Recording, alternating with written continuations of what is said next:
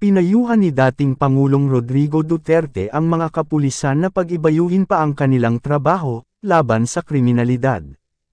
Pero bago ang lahat, kung hindi ka pa nakakapag-subscribe sa aking channel, please do subscribe at click the notification bell, para mas lagi kang updated sa mga ilalabas kong mga videos.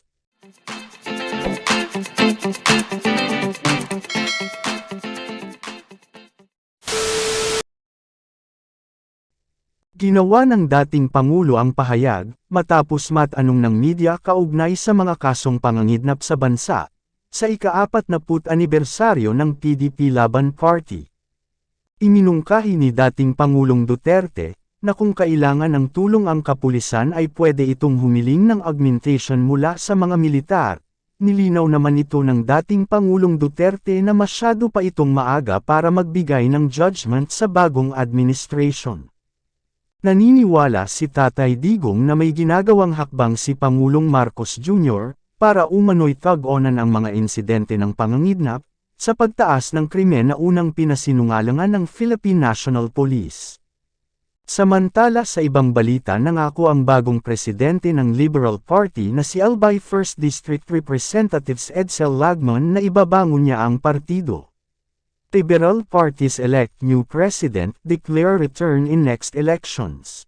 Sa National Executive Council meeting ng partido na ginanap sa San Juan City nitong Biyernes, sinabi ni Lagman na nakatanaw ang partido sa 2025 midterm elections at iba pang susunod na botohan, at sinabing babalik tayo. Narito ang eksklusibong video. Good chair and vice chair, no? Let's do it slowly but surely. If we have to work overtime, if we have to go Thursdays, why not? Di ba? If we have to extend after yung session natin, why not? Di ba? Pero kung naghahabol lang tayo dahil last day tomorrow, and then maapektuhan naman, kung may mangyari dito, may skandalo mangyari sa department, di ba? Siyempre, apektado. Oy, 30 minutes lang yan. Oy, 4 lang nagtanong yan. Oy, lahat ng nag-endorse niyan, nag-insert lang sa record, no? Apektado po. So may I just make this appeal and make this assurance to our people that we're working hard and we'll make sure na quality ang trabahong ibibigay ng your commission on appointments. Thank you, Mr. Chair, and may I make that appeal. If I may be able to also put on record, we made that appeal earlier, Senator Cayetano. In the beginning of the session, I already informed the Secretariat that we should only have no more than 3 committees to handle. We have 4 secretaries, 23 ambassadors or DFA, and 1 JBC tomorrow. And I was informed no cancellation. So I don't want the secretaries to wait, Mr. Chair. No, that's why. To allow me to explain, my dear colleague, no? We are performing our duties. We are not neglecting our duties here. Remember, we have to put it in proper context. If they are not appointed tomorrow, they will be bypassed. And therefore, the President has to reappoint them when we come back. So that also gives them a problem. It's problematic for the Secretary to be bypassed and have to seek another reappointment. It is also going to hinder their performance as members of the Cabinet. So that is why we always ask if there are objections. In the committee, no one is prevented, and you can ask the majority leader, no one is prevented from asking, and no one is prevented from objecting, and no one is prevented from asking another hearing. As a matter of fact, Secretary Manalo was already invited for 1 hearing, but we asked him to come back. So it does not mean if we schedule you today, you will be appointed today. Swerte lang po yung 3 secretary dahil siguro maraming kaibigan at magagaling naman talaga, and we can see there were no objections, even opposition to their appointments. Then if we can confirm them immediately. However, I get the point of the minority floor leader. I also said that earlier to the majority leader. I said to him, this is too much. It is eating in the time of the Senate. We have to be able to ask quality questions, allow our colleagues to ask the questions. So we are going to follow your lead. And maybe tomorrow, pasensya na lang. Siguro tama po si Senator Cayetano, tomorrow is our last day. We have so many topics to tackle before we go on our recess. And so we may have to sacrifice some of the appointees tomorrow. It's not that we don't want to hear them. It's just that lack of material time. And if everyone actually manifests their support, it takes over 2 hours. We started at 3 p.m.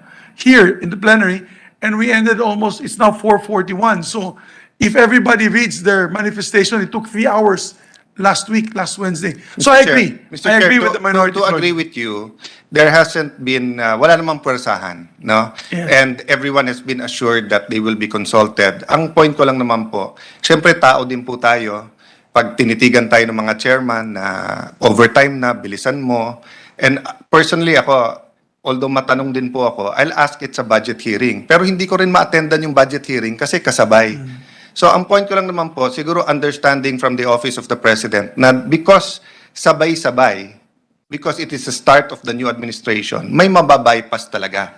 But that is not on the reflection on the performance or integrity of the nominee or the appointee. So let me just put that on record. Na yung mababypass ngayon, siguro kung 3-4 beses ka na bypass, ibang usapan yun. And that's why we have a rule na kailangan magbotohan na after 3 beses, no, na ma-bypass ka. No? So having said that, I thank you, Mr. Chair, and hopefully nga, we can meet quickly and decide para hindi naman maghintay yung hindi kailangan maghintay kasi may trabaho din yung secretary na yun no.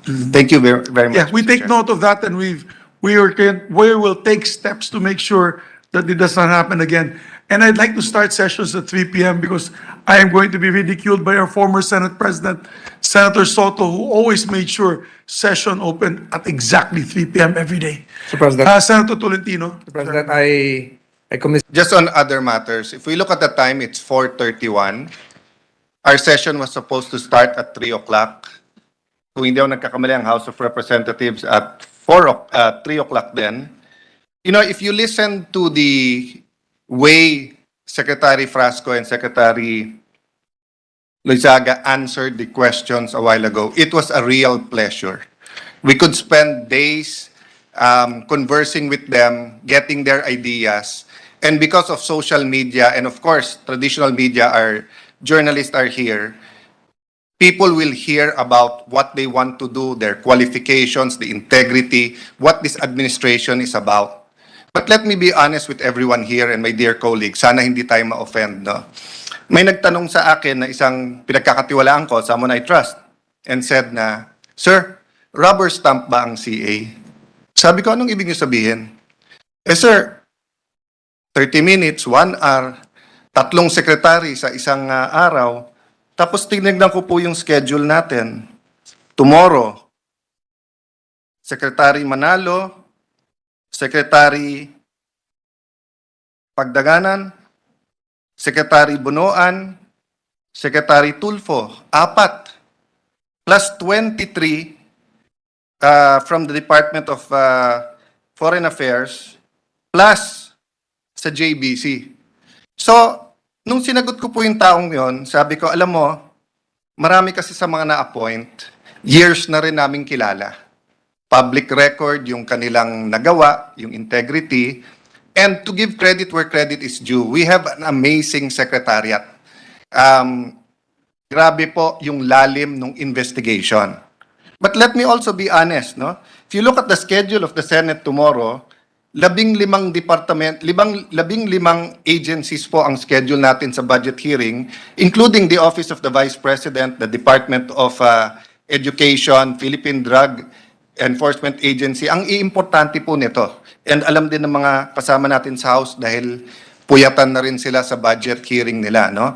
The point is, Mr. President, Mr. Chairman, Mr. Vice Chairman, let's not take away from our nominees and from our people the privilege and the honor of getting to know our nominees, our appointees better. If all of us had the brains, the talent, and the time of Congressman Marcoleta, kasi siya lang po atang nakakabasa nung lahat nung investigation report, more than 100 pages, kaya ata nawawala ngayon, nagbabasa ata ng investigation report para bukas, no? But pwera po, biro, Mr. Chairman, I know because I was in that seat. I think I hold the record na pinakamabilis na na-appoint. And because of, friends like you here in the Commission on Appointments na waive yung mga documentary requirements. And sino bang sekretaryong ayaw ma-appoint ka agad? But baka naman we can do what? Dalawa? Or kung more than two, sabihan na sila para hindi mamapaya na nandun ang pamilya nila that we'll start it na pero hindi pa namin kayo ko-confirm today. Kasi tao din po tayo. And that's what I want people to understand. Siyempre, may pressure din sa'yo na tapusin na. Di ba? Because they have to go to work. And the last point I'd like to make, no? I'd like Secretary Tulfo to be confirmed. But kung pang-apat siya bukas, at grabe ang nangyari sa Central Luzon, hihilahin natin siya. Kung ikaw ang secretary, siguro hindi mo naman choice pag sinabi mong schedule ka na bukas, gusto mo rin ma-confirm, baka magalit pa tayo pag hindi pumunta. Pero DSWD is in the middle of all of the rehabilitation and relief work. So I was looking at the schedule tomorrow, Mr. Chair. Ano ba dito ang kailangan mabilis? Well, foreign affairs, mga ambassador, OFWs, siguro kailangan bilisan natin yan. Budget, nasa gitna tayo ng budget hearing, siguro kailangan bilisan natin yan. DSWD, as I said, bilisan at kung itutuloy natin bukas, baka pwede na natin unahin. Pero katulad ng DPWH, hindi ba slow but sure dapat pag infrastructure? So, when we look at all of this, Mr. Chair, we're doing hard work here. I'm not complaining about the amount of work.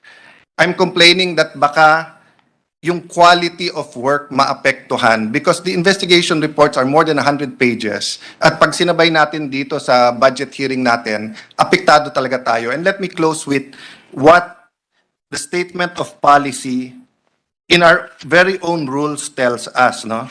Sabi po sa statement of policy,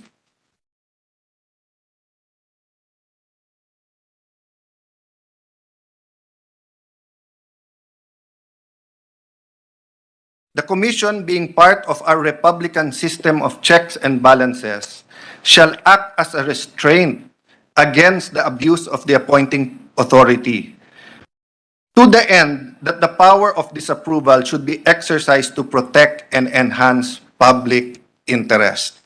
So I do know that in the case of the DFA and the AFP, iba po kasi nga double ang check and balance natin eh.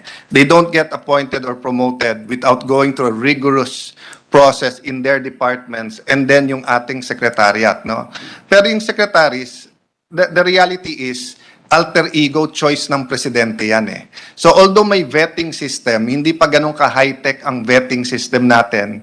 So it is really the CA that is the line of defense. It's right with the position of Senator Cayetano, although I'm not part of the minority. Perhaps to rephrase his comments, it would boil down to the 5-day rule, Mr. President.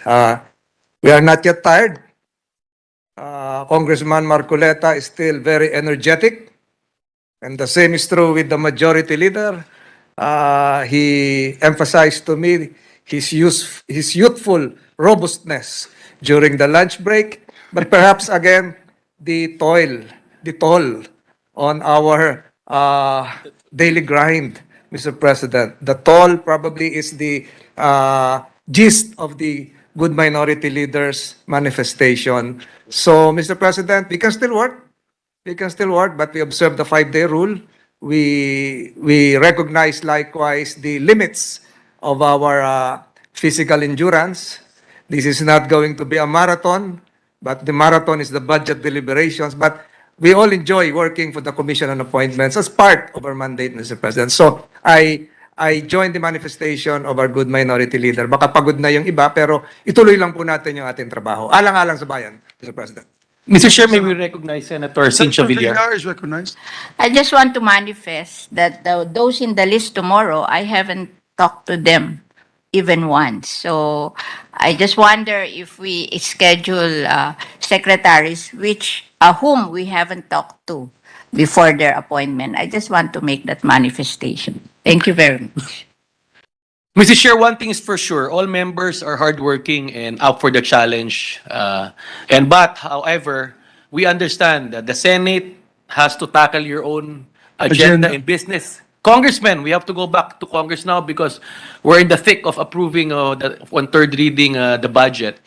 But we note everyone's opinion, comment, and moving forward, I think we will work accordingly based on time constraints and And we appeal, Your Honor, we appeal to our friends in the executive because they badger us with calls every night, every hour, including the secretariat. We make an appeal to our distinguished colleagues that we will now follow maybe a 2-committee or maximum 3-committee rule every Commission on Appointments Day so that hindi po tayo always naghahabol ng oras. We have enough time to ask questions and we have enough time to vet out any opposition on their appointments.